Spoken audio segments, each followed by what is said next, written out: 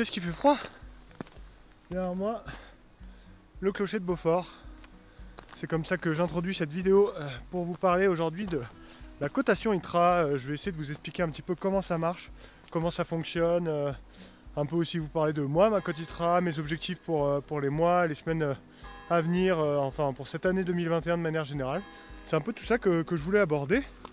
Et puis je vais aller mettre à l'intérieur parce qu'il fait très froid.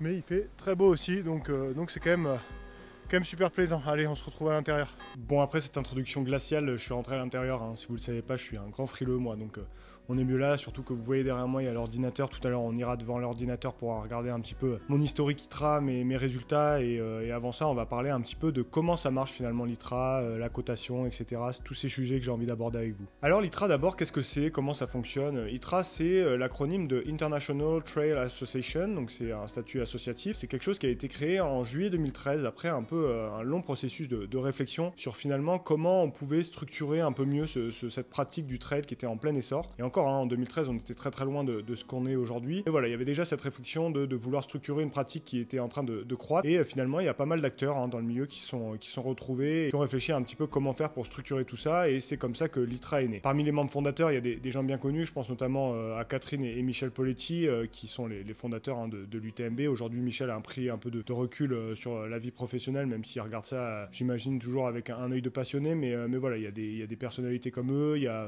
je pense au docteur Pierre Salé, également, qui est aussi très impliqué dans l'UTMB d'ailleurs. Il me semble qu'ils sont 14 membres fondateurs. C'est des gens assez hétéroclites. Il y a un peu de tous les univers qui sont représentés. Donc c'est comme ça un peu qu'est né l'ITRA. Très rapidement, l'ITRA va se faire une place super importante, hein, notamment grâce aux points ITRA hein, qui vont être attribués aux courses et particulièrement participer à l'UTMB. Aujourd'hui, ça a un petit peu changé. On parle de Running Stones, mais réussir à glaner des points ITRA pour pouvoir participer à l'UTMB. Il y a aussi évidemment hein, la cotation qui est au cœur de l'ITRA et qui a aussi fait toute la réputation de l'ITRA. C'est un peu le moyen pour finalement classer tous les coureuses et coureurs du monde entier avec une même échelle. Et ça va permettre de se comparer sans avoir fait forcément des courses en commun. Un coureur américain qui a une cote et moi qui ai une cote ici en France, on va pouvoir un peu comparer notre niveau grâce à cette cote ITRA. C'est un peu le principe de cette cotation ITRA et c'est aussi ce qui a fait toute sa popularité finalement. Typiquement, demain, il y a un coureur qui vient sur une course, on sait qu'il a 800 de cote ITRA par exemple, on va savoir à peu près quel niveau il a, même si on l'a jamais vu courir, même si on sait pas qui c'est, même si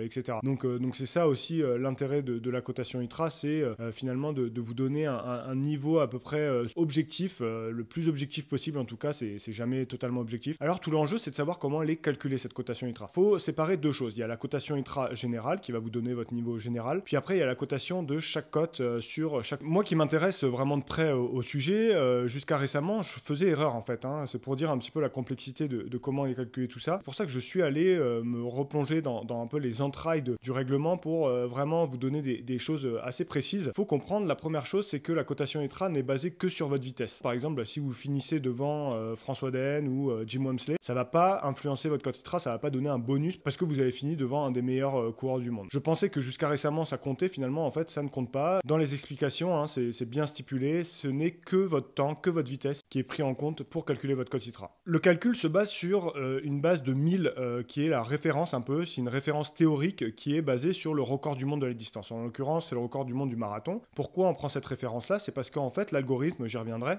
qui est utilisé pour faire le calcul des cotes, se base sur quelque chose d'un parcours plat en fait. Il va transformer votre parcours et votre profil trail avec montée, descente, etc. sur un parcours plat pour calculer votre cote. C'est pour ça qu'on prend un peu cette référence théorique. Aujourd'hui, la meilleure cote ITRA en janvier 2021, c'est Jim Walmsley qui l'a, avec une cote de 950. Donc vous voyez, 950 par rapport à 1000, c'est encore, il y a encore un vrai gap, hein, et globalement, je pense qu'on verra jamais personne se rapprocher des plus de 990. Ça, je pense que c'est totalement irréaliste. Il n'est pas question de comparer ce que fait par exemple Jim Walmsley sur la Western 2019, où je crois qu'il cote à plus de 960, 964, il me semble, par rapport à ce que peut faire Eliud Kipchoge sur marathon. Mais voilà, c'est un peu pour vous donner une idée de comment aussi est calculé tout ça. Votre cote ITRA générale, ce qui va vous donner votre niveau, hein, ce qui va vous permettre de vous comparer à quelqu'un d'autre, par exemple, vous avez 700, 600, 500, 500, 800 de cote ITRA générale. Cette cote, c'est une moyenne pondérée de vos 5 meilleurs résultats en fait. Quand je dis moyenne pondérée, c'est-à-dire que votre meilleur résultat, il va avoir plus de valeur que votre 5e meilleur résultat. L'autre point à noter, c'est qu'il va avoir une décote au fil du temps, ce qui peut paraître tout à fait logique, parce qu'une performance que vous avez fait il y a 2 mois, elle va avoir plus d'intérêt pour calculer votre niveau qu'une performance que vous avez fait il y a 1 an et demi par exemple. Donc au fil du temps,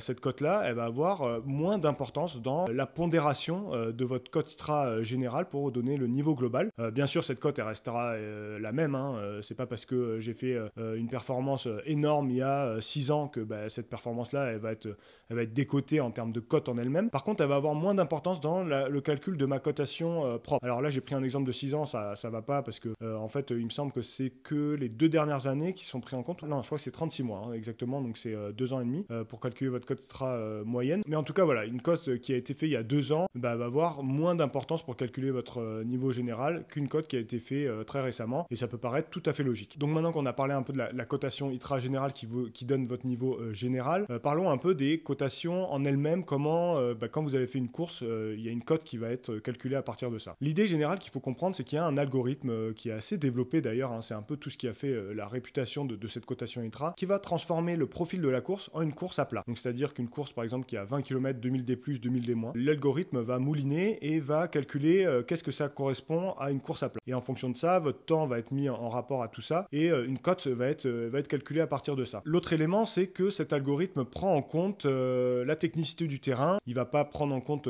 si par exemple vous faites Beldon directement, il y a des cailloux là, donc on va affiner la cotation. Non, c'est pas comme ça que ça marche. C'est que l'ITRA a une base de données tellement énorme qui vont se baser là-dessus pour calculer un petit peu la difficulté du parcours en fonction des temps qui ont déjà été réalisés dans le passé et en fonction des gens qui l'ont fait. Et grâce à ça, finalement, ils vont avoir un genre de coefficient de technicité qui vont ajouter dans le calcul global de la cote. Donc on pourrait considérer que c'est pas suffisant, mais c'est déjà intéressant parce que ça prend en compte. J'y reviendrai un petit peu plus tard sur la prise en compte de la technicité, mais voilà, c'est un petit peu l'idée globale qu'il faut comprendre. Alors si vous traînez sur les réseaux à droite à gauche, vous avez peut-être vu pas mal de critiques, notamment en 2020, sur les cotations ITRA, soit surestimées, soit sous-estimées, des gens qui se plaignent un petit peu à droite à gauche. Et on peut comprendre un peu ces critiques parce qu'effectivement, il y a parfois des résultats qui sont un peu surprenants, entre guillemets. Donc voilà, dans l'idéal, effectivement, il faudrait qu'il y ait un humain derrière. Maintenant, c'est des coûts assez monstrueux, je pense, d'avoir quelqu'un à l'année qui s'occupe de faire ça, donc c'est pas forcément non plus évident à mettre en place. Parlons maintenant d'un sujet qui peut être intéressant. Comment améliorer sa cote ITRA? Faut-il améliorer sa cote ITRA? Je pense que pour beaucoup d'entre vous,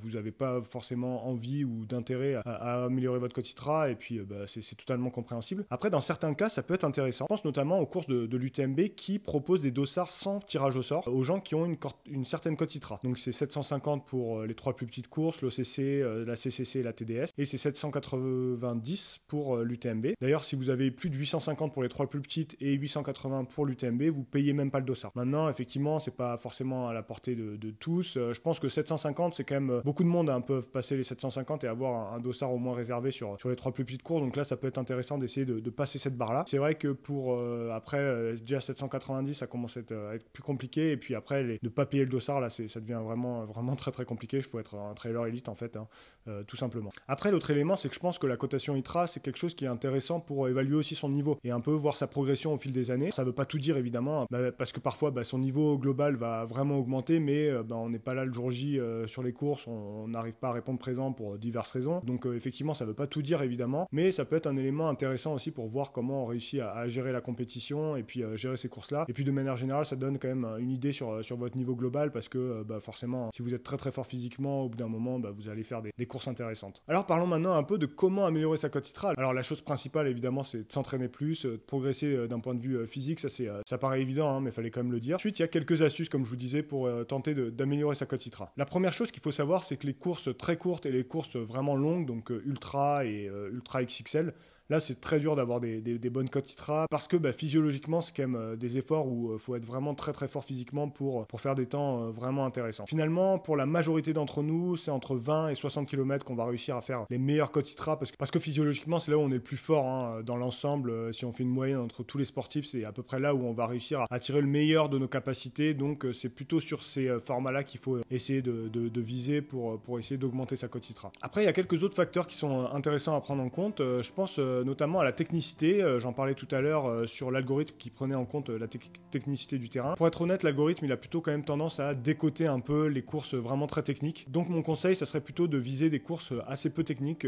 J'en parlerai tout à l'heure avec le trail de Megève me concernant, qui était plutôt favorable pour moi. C'est pour ça aussi qu'on voit les coureurs américains avec souvent des très très grosses côtes, c'est que eux, chez eux, ils ont des parcours plutôt très roulants en termes de technicité, hein. Donc ils vont pouvoir courir même quand il y a du dénivelé. Et donc, in fine, les côtes sont quand même souvent très très bonnes. Et puis quand on les voit arriver en Europe sur des courses beaucoup plus techniques, forcément, il y a des gens qui ont des côtes ITRA générales moins grosses qui vont finalement les battre assez facilement parce qu'ils sont plus habitués à la technicité du terrain. Là, il y a une petite limite hein, sur la cotation ITRA et qu'il faut prendre en compte. Si vous cherchez à améliorer votre cote ITRA, je pense que c'est plus intéressant d'aller sur des courses pas trop techniques. A contrario, pas trop technique ne veut pas dire pas de dénivelé, au contraire. Les gros rapports entre dénivelé et distance sont aussi assez valorisés par l'algorithme, je trouve, des analyses et des discussions que j'ai pu avoir. Donc finalement, l'idéal de l'idéal, ça serait une course entre 20 et 60 km, avec un fort rapport dénivelé-distance, et des chemins pas trop techniques. Là, je pense que vous avez un peu le cocktail pour essayer de faire une belle cote ITRA à l'arrivée. Alors pour finir cette vidéo, on va parler un petit peu de mon historique et de ma progression. Aujourd'hui, comme je vous disais en introduction, j'ai 727 de cote ITRA en janvier 2021. On va aller sur l'ordinateur, je vais vous montrer un petit peu tout l'historique de mes cotations, toutes les cotes que j'ai pu avoir, discuter de tout ça, et puis on finira par un peu mes objectifs 2021. Je suis à mon bureau, on se retrouve devant l'ordinateur. Alors le site de l'ITRA comme vous le voyez. Vous êtes peut-être abonné, moi je suis abonné, ça coûte 8 € par an et on a accès à tous les résultats, toutes les cotes de tout le monde. Je trouve que c'est pour 8 €, ça vaut vraiment le coup. Moi je vous conseille de prendre l'abonnement. Donc on va regarder un petit peu en détail l'historique de mes courses. Alors comme vous allez le voir, c'est à partir de 2017 que j'ai des courses recensées à l'ITRA avec les terrasses du Lot des Voies, la première course que j'ai pu faire. 6h46 pour 47 km 2003 de D+, c'est vrai que c'était assez technique, mais quand même ça montre que depuis j'ai quand même relativement progressé. Quand on regarde les cotes, finalement, elles sont assez similaires au fil des années, il n'y a pas eu d'énormes progressions. J'avais coté en 2018 700 sur le Trail Drôme. J'avais fait une belle course, hein. C'est d'ailleurs peut-être la première course que j'ai faite avec la caméra. Il y a eu une grosse évolution hein, depuis, si vous allez voir la vidéo sur la chaîne. Mais voilà, et puis ensuite, voilà, quelques courses à droite à gauche. Comme je vous le disais, hein, vous pouvez le voir, hein, les ultras, que ce soit l'Ultra Tour du Beaufortin, 602, l'Ultra Ricana, 557, c'est vrai que j'avais fait quand même la moitié en marchant, donc ça complique les choses. Et puis même cette année aussi, là carrément DNF hein, sur l'échappée belle. C'est des choses où c'est dur de vraiment coter. Finalement, mes meilleures cotes, c'est entre 40, 50, 60... là 72 km en début d'année au Trail du Ventoux, mais vous voyez ça reste quand même entre on va dire 40 et c'est là où on peut faire les meilleures cotes. J'ai eu ce 746 qui fait qu'aujourd'hui j'ai ce 727 hein, de cotation ITRA, c'est ce 746 au Trail de Megève cet été. Comme je vous le disais, c'est une course finalement où il y a le rapport dénivelé et 10 km qui est assez intéressant, 29 km, 1680 mètres de D+, temps relativement correct, 2h46-20, et finalement c'est ça qui me permet de faire une belle cote à l'arrivée. Ce qui me permet de faire ça aussi, c'est aussi le fait que Megève c'était un parcours qui était relativement roulant, enfin peu technique en tout cas. Donc forcément on peut courir relativement vite, notamment en descente, ça aide beaucoup. Donc c'est ça aussi qui explique cette cote, et je vais essayer, voilà, 746, c'est un peu autour de quoi j'aimerais me stabiliser un tout petit peu plus haut. Pour vous donner un petit aperçu, là, ITRA a rajouté en début d'année ce schéma avec différents filtres, je trouve ça assez intéressant. Ça me permet de savoir où on se situe un petit peu dans la hiérarchie mondiale et la hiérarchie française. Alors vous voyez, je suis 5900e sur plus d'1 million de personnes recensées sur l'ITRA dans le monde. Si je regarde la France, je suis 1121e sur plus de 260 000 personnes. Donc quand on regarde le chiffre comme ça, on se dit ok, c'est quand même plutôt bien, hein. Je suis dans les 0,5% des meilleurs coureurs en France. Maintenant, il y a encore quand même plus de 1000 personnes devant moi, donc ça reste à relativiser, hein, évidemment, mais voilà, c'est un peu pour vous donner les données qu'on peut trouver aujourd'hui sur l'ITRA, et je trouve ça plutôt vraiment intéressant. Donc vous voyez, hein, au fil des années, finalement assez peu de progression en termes de cotation, même si mon niveau physique, je pense, a augmenté. on va essayer en 2021 de faire mieux que ça. Donc vous l'avez vu, ça a assez peu bougé finalement chez moi, une toute petite progression peut-être, et avec une belle performance à Megève, mais qui a relativisé, hein, comme je vous le disais. Donc voilà, l'objectif moi en 2021, ça va être vraiment d'augmenter cette cote et au moins de passer les 750, essayer de se rapprocher des 770, ça va être vraiment moi mon gros objectif de l'année en termes de course, c'est essayer de vraiment augmenter cette cote et pour avoir après un dossard éventuellement réservé sur OCC, CCC, TDS, ça peut être intéressant, c'est un peu un petit challenge que je me mets pour l'année 2021, ça va être un peu l'objectif et voilà, on va essayer de faire ça au mieux. Ça va passer évidemment par une progression d'un point de vue physique, hein, ça c'est clair, et puis aussi une sélection de courses peut-être un peu intéressante, même si je vais évidemment pas baser ma saison et ma planification là-dessus, mais c'est un peu l'objectif de mon année 2021. J'espère que cette vidéo vous aura appris des choses hein, sur la cotation ITRA. On se retrouve d'ici la fin de semaine là, pour parler un peu de matériel et puis après encore plein de vidéos. Donc restez connectés et puis d'ici là, courez bien. Allez, ciao à tous.